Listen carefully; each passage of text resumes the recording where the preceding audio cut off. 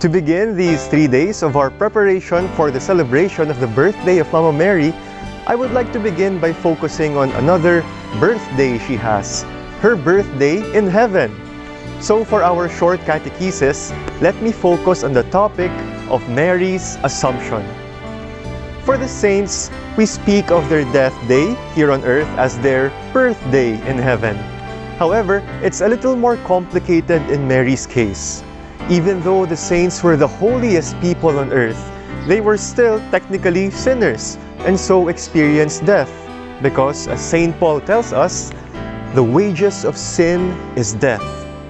But since Mama Mary was sinless throughout her life, did she also die? This was a question that Christians from the earliest centuries were already wrestling with. It doesn't help that the Bible is silent on Mary's fate after Pentecost. There were some who believed that Mary didn't die and that she went straight to heaven when her time on earth was up.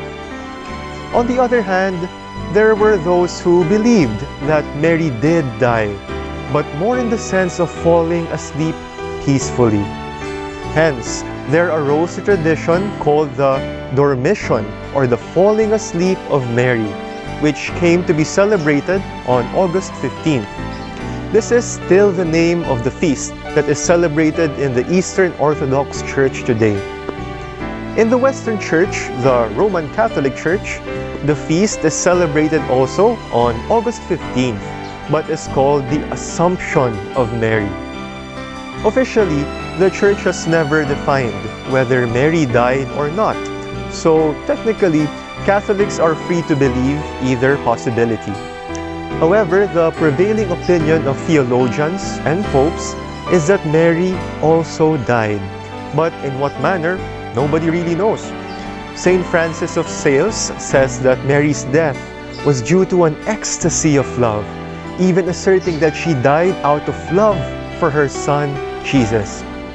Pope John Paul II asserts that the mother is not superior to her son who died, so she was also able to share in Christ's death and resurrection for the salvation of humanity.